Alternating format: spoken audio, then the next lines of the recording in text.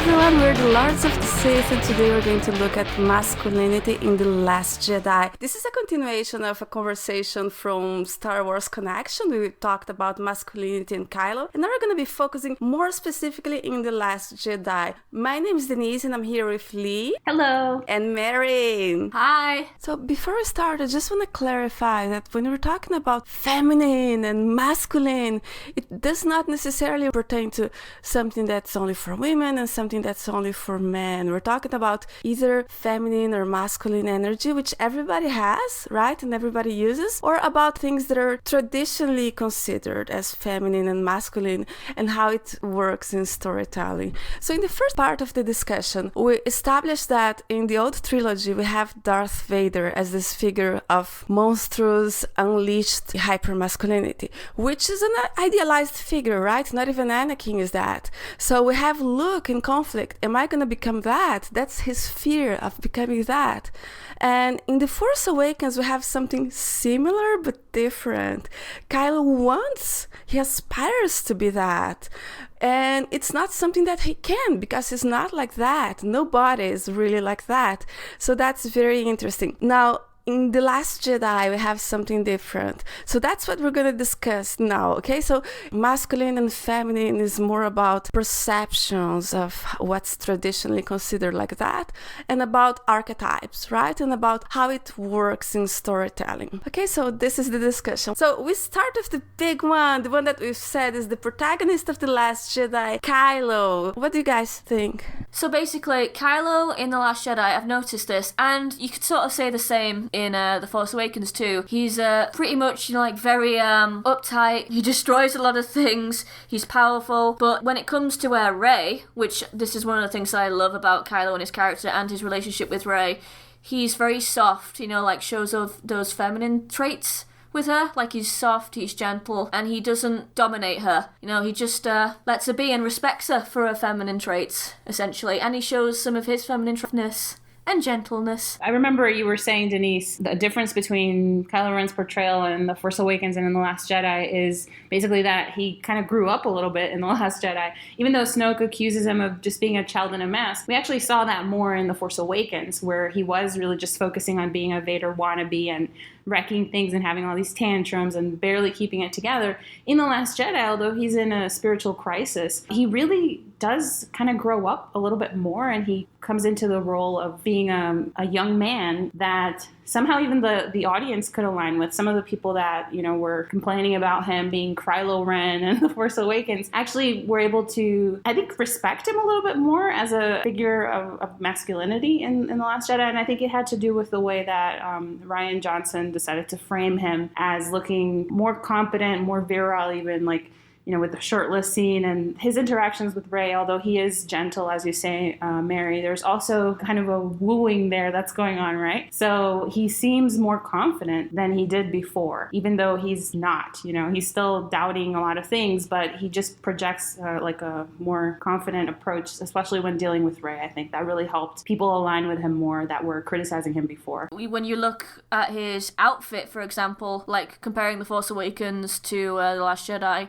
he has a bit of like a man gown, as I think I remember you calling it, Lee. It looks like a dress, almost, which is a bit more feminine, whereas in The Last Jedi, if you look at him, how he carries himself in that, and even on some of the promo shots, like the Vanity Fair shoot, and I think it was the Entertainment Weekly shoot, but anyway, he carries himself a lot more masculine. The legs are spread, he's standing up straight like a knight, almost. Yeah, and even in the styling, in The Force Awakens, he had these gorgeous curls, and he had his guy liner and his man gown. And then in the Last Jedi, he's more stripped down. There's definitely less makeup. There's definitely less styling in the hair. And it's a way of reflecting, that he's, like Snoke said, the deed split you to the bone. Like, he's grieving his dad and coming to terms with the enormity of what he's done. So it's like he's just not paying attention to his styling as much. Yeah.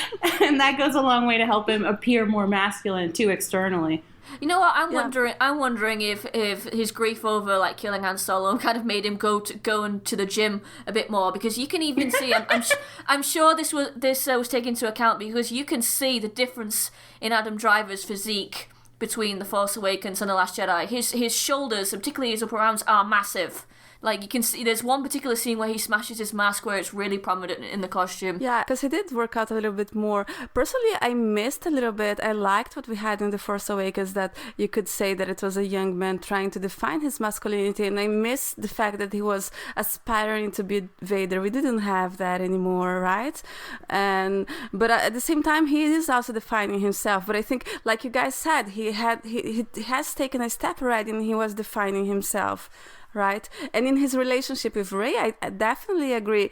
In the hand scene, he's almost like the older man seducing the girl, you know? We don't see him being afraid, shaking. He cries, but it's more because he's crying emotionally. He knows very well what he's doing when he takes off that glove, I think. That's interesting. I don't actually see it that way. I think that in the glove scene, he looks very vulnerable. And I don't know how Adam Driver does it, but he has a way of like becoming 10 years younger in certain shots. He can look like a kid, you know. In that scene, I think that he looks more soft, vulnerable, and I think Rey is taking the lead, at least initially. But where I see that masculine power and kind of that sexual drive more is in the Praetorian fight and the aftermath of it. When he approaches her, he's definitely taking the lead, he's taking charge, and it almost scares her.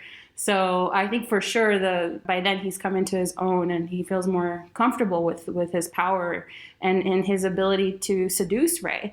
But yeah, definitely there isn't a time in The Last Jedi, except for the moment when he when he regresses, when he's facing down Luke. There isn't really a moment where he seems kind of like the helpless boy like he did in The Force Awakens. But it's really interesting how even though in that moment of vulnerability against Luke, he still comes across as very powerful, even though he's partly a petulant child, you know, defiant, like a 2-year-old, you know, no bath time.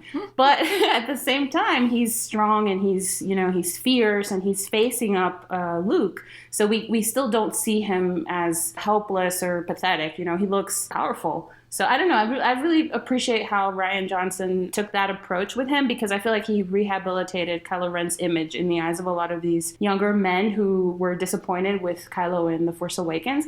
But like you, Denise, I also miss that kind of vulnerability. And I wonder if we're going to see that come full circle in the 9, you know, now that he's going back to the mask. Yeah, well, if you looked at his concept art in one of our last videos, it looks like a mashup between the Force Awakens outfit and the Last Jedi outfit. So maybe that could be a sign, don't you think? Yeah. And his mask, now that we saw it, it looks like it's bleeding, right? So it might be something like that. I was gonna say with Rey, I think they focused more on her exploring this, you know, getting with a man, and they didn't focus on his experience of that. We've commented on how The Last Jedi focuses so much on Kylo, but in that aspect, I think it focuses more on Rey's side of opening up to intimacy than on his side, on how that affects his view of himself as a man. I don't think we get that. I don't know. Yeah, and I don't know. It's really interesting to me, the debate about that happened when The Force Awakens first came out, where a lot of Reylo fans were saying, you know, like, Kylo's a virgin. You know, he's a pure boy. He's like a priest. Whatever. Like, he's so, he's never experienced any sort of even minimal sexual experience because he's a pure, soft boy. I thought that was very interesting. I've never believed that. Like, it just doesn't make any sense to me that would be the case. But certainly when you have Rian Johnson commenting that he and Adam talked about whether Kylo Ren had kissed a girl before, I thought that was also kind of an interesting question. So there might be the way I've chosen to think about it, the way it makes sense for me, and I guess we'll never know really, is that Kylo Ren is somebody who's got experience with women, like carnal experience, but he isn't somebody who's experienced emotional intimacy with a woman before. Mm-hmm. So that's why in that scene with Rey, with the hand touching, it's almost like they're both in a way losing their virginity in a sense. But Kylo doesn't come across as inexperienced to me physically. He just looks very confident when he's approaching Rey in the throne room scene. So I think the focus is on Rey because she's the one who's like experiencing this new thing and afraid to kind of go for it. I'm going to kind of disagree with that, Leigh. I think if you look at The Force Awakens, he's, you know, when he first takes his mask off for her, he's asking her these questions and he kind of like drifts off a bit, you know. He says, tell me about the droid. Oh, we have the rest of the map, but we need the last piece, blah, blah, blah. I think that for me suggests he's slightly nervous. He wants to impress this girl, but obviously he's not doing a very good job. He's tied her up in a chair, and for example, and it's only after, like you said, after that little hand scene where they have this intimate moment, and so he's kind of, I think he gains confidence from that, and from the fact that he comes out on top of the throne room. He's killed Snoke, he's killed the big bad, and he now feels like nothing can stop him. So that gives him enough confidence to woo Rey, as you put it. But I think in the Force Awakens, he was in the snow fight when he twirls his lightsaber at her, like, let's go, I think it's very, and he's also confident when he takes off his mask. He's like, haha. It's almost as if he was waiting for her to say that. It's like, ooh. Yeah, and the way he says it, I can teach you the ways of the Force. We've talked about before how there's some double talk going on there in that scene as well. The other thing is that, to be fair, just because a guy has experience with women doesn't mean that he won't get nervous when he, talks to a pretty girl. Kylo was a dork when he talked to Rey the first time. That doesn't mean that he was a virgin. The other thing is that sex is really a bodily function. I mean, of course, it means something more when you do it with someone that you love, but being in love is not a requirement to just do it. And I think it's so romanticized that we, forget that it's just physiology. I mean, why would Kylo Ren have to have been in love and surrendered his soul and his spirit to someone else in order to have any kind of sexual experience? It just doesn't add up to me. So I guess I don't understand why it's so important that Kylo has to be a virgin, at his age. And I don't know, it just doesn't kind of make sense to me. But I do think in an emotional sense, he's very much a virgin, or somebody who just does not have any experience at all, letting himself be vulnerable with someone else as an adult. So yeah, so that's his experience of opening up for vulnerability, right, in The Last Jedi. But I think it's really great, again, that we can see him be vulnerable in The Last Jedi, but it doesn't make us call into question his masculinity. I mean, not that we ever did, but I mean the people, the audience in general, who did question his masculinity before, because he cried, okay, whatever. Yeah, but we don't have anymore the idea of him aspiring to be Vader, right? Do you think there's something that I was going to say, going back to Vader, I think, this is kind of like different takes to how JJ and Ryan took it, but in The Force Awakens, they hit you on the head that he wants to be like Darth Vader, who is this prime masculine monster, if you will, like in the way he moves, in the way he speaks, in the way he fights. And in The Last Jedi, while we never see, him interact with the mask or even mention him, it's there in the way Adam Driver portrays it. I mean, it never fails to amaze me every time I watch that scene when Kylo Ren is walking down his ship to meet Luke on Crate. He looks exactly like Darth Vader. It's like that shot from Return of the Jedi when Darth Vader is coming down on Endor, and it's just the way he moves and he walks. It's just like I said before. He appears very masculine with his cape and with his outfit. So I think in that way, Rian Johnson took a more subtle approach, and with Adam Driver's movements to make him emulate Darth Vader, and therefore more of a masculine presence, I think. Even when he asks Rey to join him, again, it's a callback to Vader asking Luke to join him. It's kind of like this masculine monster asking the more feminine hero to join them. I think that's a great point, Mary. And I think one thing we've been talking about before, like with our psychology series, was the importance of integration, like integrating two parts into a coherent whole. So with Ben Solo, we see that he's achieved that to some extent in The Last Jedi, because like you say, I mean, he doesn't need the mask anymore in that moment. In fact, he's wrecked it, he's destroyed it, and he's in a way emulating Darth Vader without having to try to do it. So he doesn't come across as a poser. But at the same time, he's not fully embraced Darth Vader in the sense that he's not acting like a machine and he's not aggressively masculine in the way that Vader is, and he can be gentle towards Rey. So it's a very nice kind of integration of the two pieces, but it's a very superficial integration, because deep down he's still split on a spiritual level and also in the way that he perceives himself. So it'll be interesting to see where JJ picks up with that in 9. I have a sense that he's just going to go back to the whole emulating Darth Vader thing as a defense, because that was really maybe a little bit too subtle in The Last Jedi, because it's such an abrupt shift from where he was in The Force Awakens, I guess. Yeah. So I don't know, we'll see. I think, I was going to say, I liked in The Force Awakens because it was very clear that he was aspiring to be like Vader, but he couldn't really do it. Whereas in The Last Jedi, he was almost actually almost being there, at least physically, like you said, in the way he moves and everything, which I'm not sure, I don't know, I don't think it's just not as interesting, as, I think, as a character. But on the other hand, for some viewers who want that hyper masculine figure, they like it. So yeah, I don't know. Kind of, maybe it speaks to the masculine part of their brains, so to speak. But I also want to add, there's a really nice contrast, between him and Darth Vader. As we've said, he's very gentle with Rey. He doesn't, dominate her or anything like that. He doesn't emasculate, as it were. Where Vader pretty much pushes this onto Luke in The Empire Strikes Back. He brutalizes him and kind of he's like, join me now. Whereas Kylo is much more gentle and actually begs Rey to join him. That's true. Yeah. Imagine if you had cut off her hand and left her hanging. I imagine. Upside down. Well, thankfully, it's a very different dynamic. Yeah, because then imagine that. Oh God, I don't want. Nobody would be able. I don't want to even think about it. Or imagine if Kylo actually got the Skywalker special in The Last Jedi. Then I'd be worried about him turning into Darth Vader. Oh, I still think somebody should have lost a hand. I'm disappointed. Yeah, it's tradition. I'm still holding out for 9. I hope somebody will. No, please no. I wanted somebody to lose a hand. I wanted Rey to lose a hand. Equality. Come on. She can handle it. I mean, come on. Seriously. Yeah, she'd probably enjoy having a robotic arm, actually. That means she can tinker with it. Yeah, she's gonna make the most. She's so good with mechanics and stuff. She's gonna have the best mechanical hand anybody has ever had in the galaxy far, far away. It'll be able to turn into a cannon and just blast Star Destroyers. Oh yeah, it's gonna be so awesome. Okay, guys. So.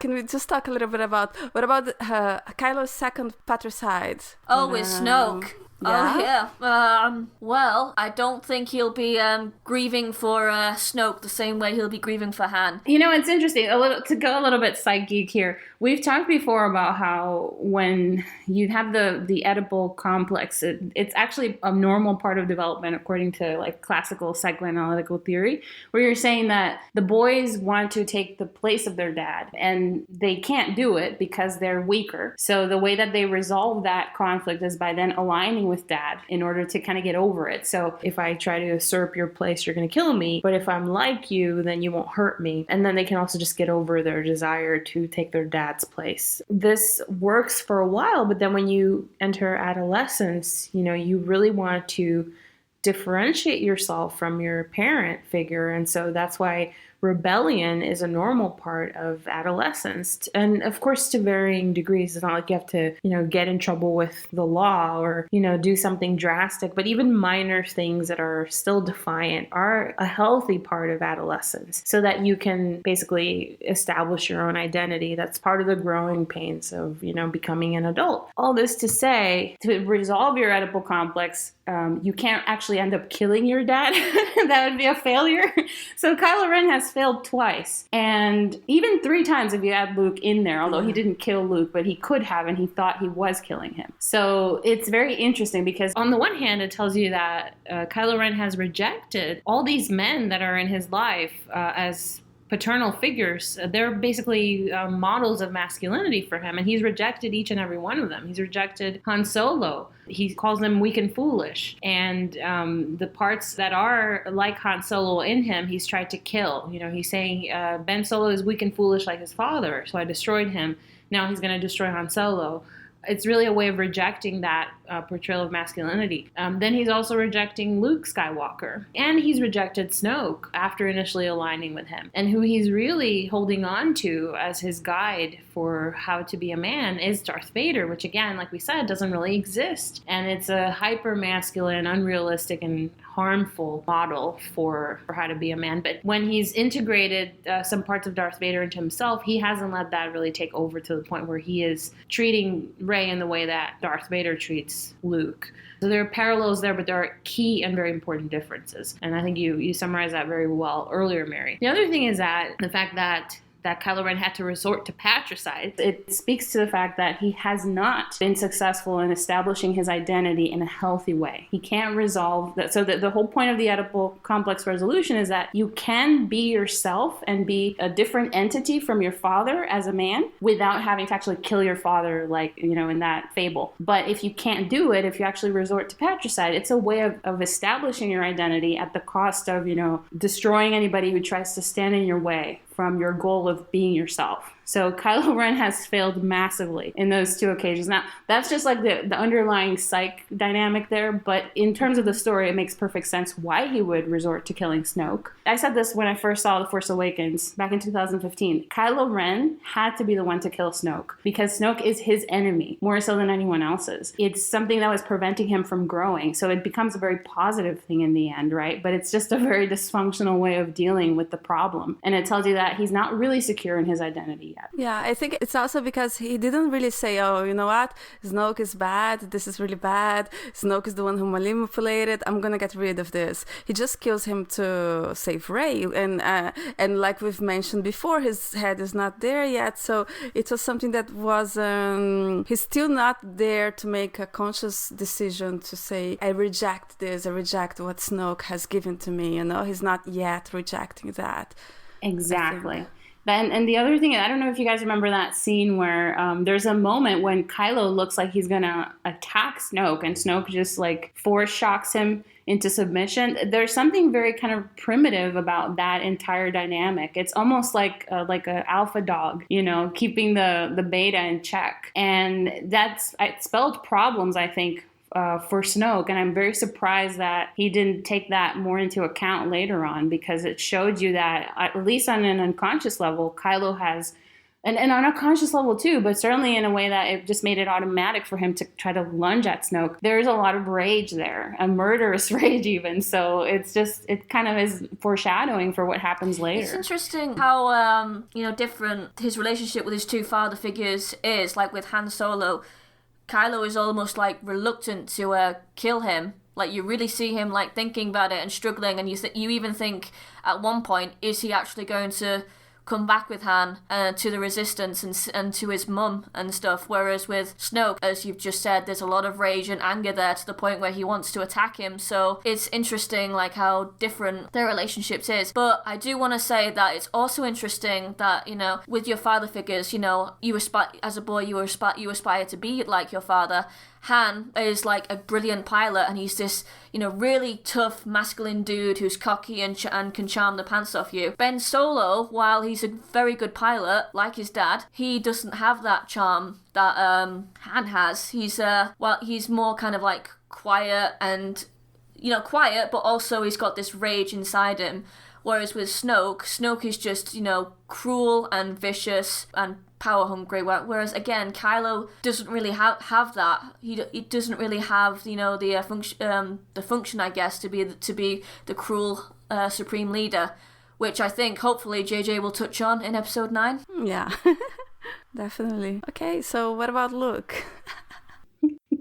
This is a fraught topic for me. I'll just put it out there. Okay, I can start maybe. Okay, so one thing that's very important about Luke in the old trilogy is how the end of his trajectory, because usually when you have the hero acquires prowess, which it's masculine in energy, masculine, right? And they win by acquiring this masculinity and becoming more masculine.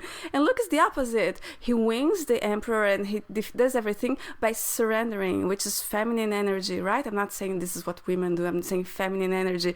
And he's a hero that's sweet, he's kind, and he has these feminine qualities. But I think we didn't see much of that in The Last Jedi. What do you guys think? Yeah, you were just saying that Luke is kind of a bit more diplomatic, I guess, in the original trilogy.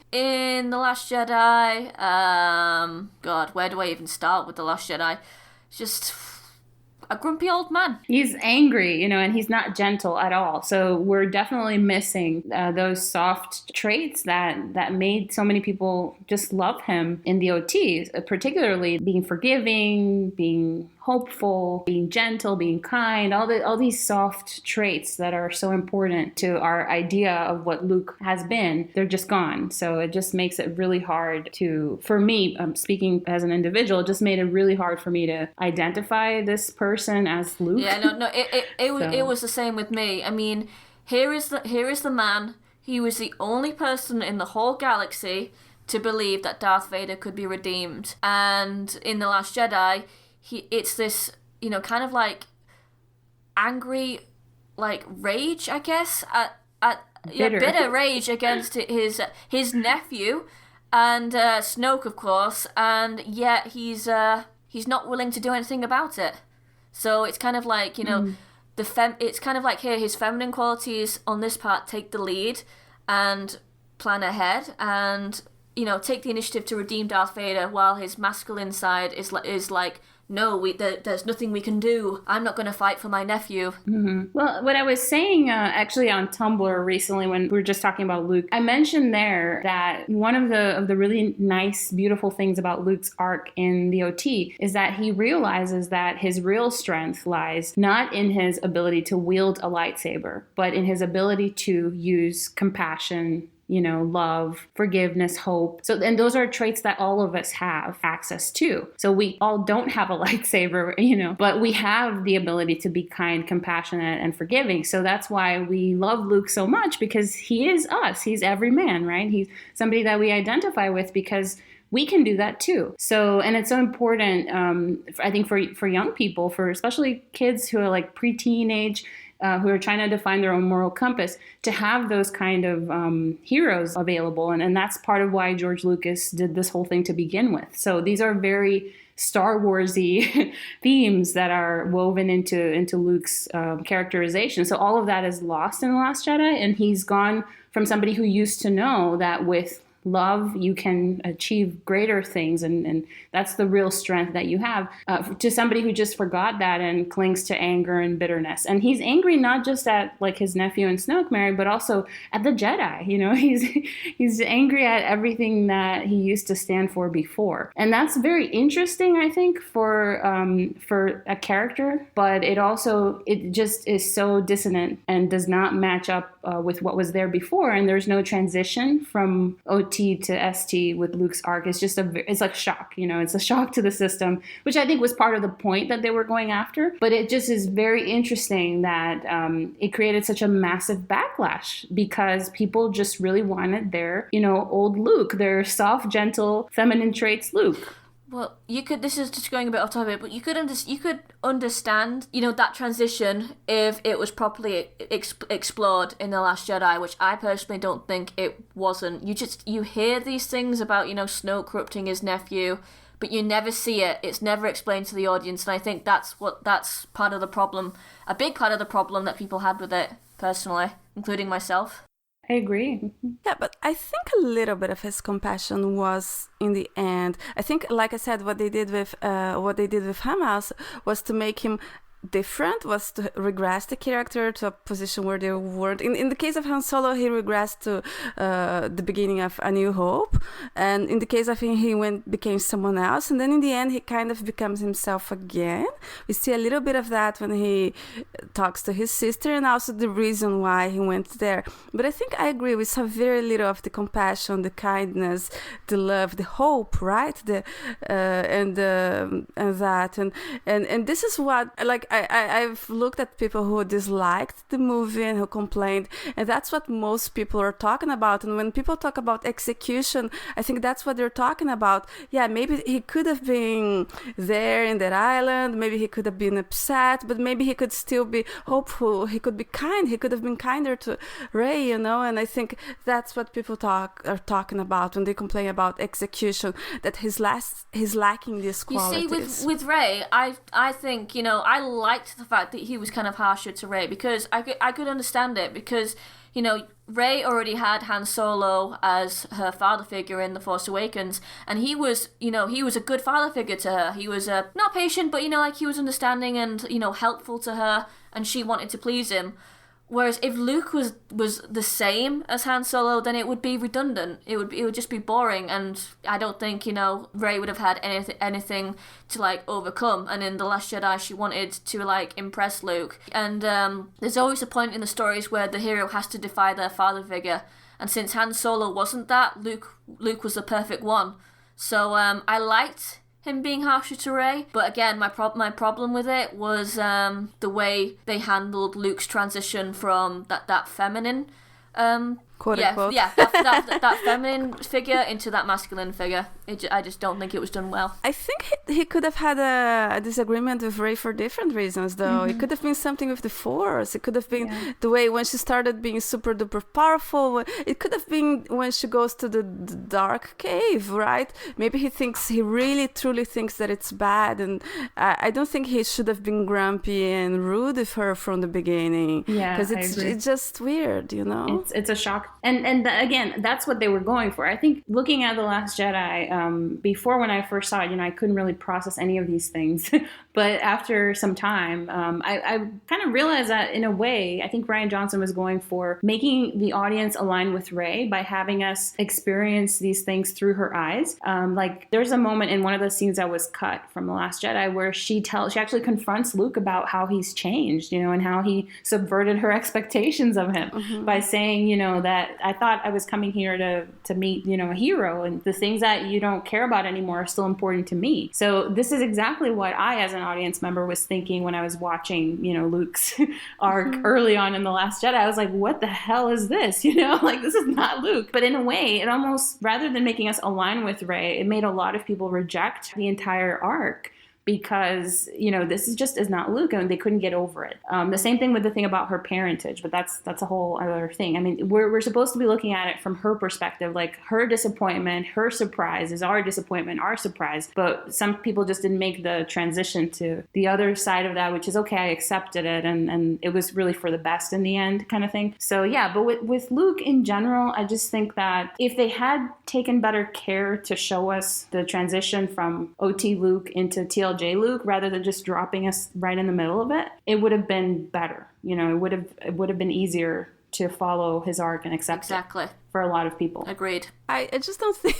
I think that look, and I'm going to say the Force Awakens look as well, because, you know, I don't like that as well. I don't think there's a justification to have him hiding well, unless they had a real good justification, like if he thought, light rises in darkness to meet it, I have to hide my Force to protect Kylo. That could have been justifiable, right? But there is no justification for that. What I thought they were going to do is that they were going to say Luke became so powerful that he couldn't control his power anymore, and he got scared, so he decided to cut himself off from the Force so that he wouldn't become Darth Vader. Or that, you know, maybe he became so powerful he could see the future, and he became too attached to what he saw, like, Kylo, you know, is going to do this if I intervene, so he just removed himself to try to derail things. Something like that. I mean, there could have been things they could have done to justify why Luke stayed there, but they didn't. They just were expected to believe that this is what went down. It doesn't really match up with what was there before. So like I said before, if this had been a brand new character, I would have thought the arc was awesome, but I can't really reconcile this person with the OT Luke. And I think the shift is too abrupt in what you said, Denise, like the masculine traits overwhelming the feminine traits, and it's just being two extremes basically of the same person. Yeah. So there's no cohesion. And he's masculine in the end, which I like. I like his ending great when he's like wiping the dust from his shoulder. He's totally badass, and that's why, you know, people say, oh, they wanted badass Luke, but we got badass Luke, but we didn't get sweet Luke. And that's what I think really was the problem. Yeah, I think they thought that scene with Luke, you know, just coming out to face down all these, you know, these enemies and face down Kylo and wiping the dust, like that was going to be enough to make up for what happened earlier, you know? So, but no, that was going to make up for the milk, you know, incident. No, it doesn't. It doesn't. Yeah, I think they thought the audience wanted badass Luke, and that's what everybody says. Oh, the fanboys want Luke killing everybody, and I think they really didn't understand that people also wanted sweet Luke. Even maybe not, people might not say, oh, I wanted to see sweet Luke, but it's something that you feel you can't quite explain, I think. I agree. Oh yeah, I was gonna talk about the ending, the epilogue. With the kids. I hate that ending. I love that ending when I saw it first time because it's like, oh my god, they're all speaking different languages. Star Wars International, they're being inspired by this story. It's beautiful. I was so emotional. And then I see that kid with that broom, which is something that we've all done, right? We have all done that once in our lives. I think I did it with an umbrella. Yeah. Not with a broom, but yes, you're right. We've all done it. It's like, oh, this is amazing. I identified. And then I read what Rian Johnson said is that they were finally inspired by Luke. And sorry, that's so freaking phallocentric because we had Leia fighting for years. We had Rose, like Mary has said it. And why does it have to be Luke with the lightsaber? And I think really that's why I think Rian Johnson likes Luke, but he likes the badass Luke.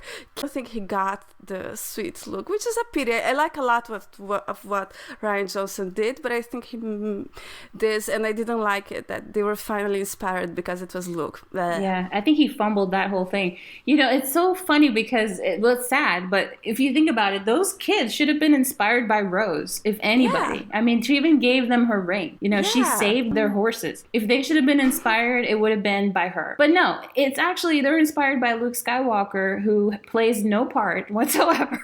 Because he's a freaking dude with a lightsaber, guys. Oh, guys, check it out. Check it out. A woman with a ring doesn't work. It needs to be a guy with a lightsaber. Not only that, but it has to be a guy with magical powers with a lightsaber, where the ordinary woman with no powers whatsoever, nah. Yeah. I could not process any of what you guys are talking about when I saw The Last Jedi, but all I know is that when I saw Broom Boy, I felt so angry, and I didn't know why. I was like, I hope Kylo Ren blows up his entire planet. As his final deed of bad before he turns to the light, he has to blow up these kids. But I don't know why. I didn't understand why I felt like just kind of rejecting that so much. It's like, really, Broom Boy, I guess it's great that there are Force users out there, and that's really the message that we're left with. You know, that there are going to be people who need guidance from Rey and Kylo later on. I also think it's the fact that, you know, it's slightly off topic, but it's adding into you know, Rey can be nobody, and yet she can be special. It's the same with these kids. I think that's what they were going for. Oh, it is in a way cute about, you know, the fact that I think in a way it means that every kid watching Star Wars, in a way they also have the Force, you know? I think that's what they meant. But why does it have to be inspired by Luke, you know? And maybe I'm being just picky. If you hadn't heard that interview, that quote from Ryan saying that the kid was inspired by Luke Skywalker, you'd be fine with it. Is that it? Yeah, absolutely. I would be fine. I was emotional when I saw it. I almost wanted to cry. I remembered myself when I was a kid, but you know, it's not that, oh my god, I don't have anything against Luke. I don't have anything against guys with lightsabers. I just don't think that having especially when we had Leia that had been fighting for so long, and when we had so many examples, you know, the fact that he goes there for 5 minutes after leaving for 15 years, it doesn't make up for that. I'm sorry. No, it doesn't. It doesn't make up for it. The reason why I didn't like it was because I felt like the movie needed to end on the people who actually matter in the movie. Like, you know, that like Leia and Rey or maybe Ben. So then this kid out of nowhere is like, well, who cares about this kid? But you're right. It is a nice message. It is. Whatever. I was just like, what the heck did I just watch at the end of the movie? Yeah, but you guys know what's interesting is that so many people who just hate the movie really talk about one aspect that they didn't like was that they feel like it's like a feminist overdrive agenda kind of thing. But it's not. I mean, look at this. We're talking about the fact that it's so phallocentric at the end. It's all about the dude and his sword. That's a stand-in for his penis. Like, you know, why is this happening? Well, it's because it's one of those archetypes, right? It's just one of those things that, it can't be a girl in her ring. It has to be the dude with the sword. Yeah. It's a little sad. So that's why I agree that when people say, oh, it's a feminist. I wish it were. I would love it. I'm sorry, guys, that are anti-feminist. I would love this crazy feminist manifesto. Not that it needs to be. It cannot be aggressive, right? It needs to be based on love. Everybody together and happy. But it's not. It's not. The final message is very clear. Only Luke matters. You know, it's not only Luke matters, but you know, it's not. It's definitely not. Well, I like feminism as long as it's not the feminism that's like women are better, men are awful, angry at men, I hate men, like that, babbling It's to me. not really that. I don't think it was that, but that's what people say. Like, people accuse it of being like, degrading of men. I don't think so. I think actually, I don't define myself as a feminist. I don't apply those labels to myself, but I can tell you that it bothered me as a woman to see, for example, Poe and Holdo.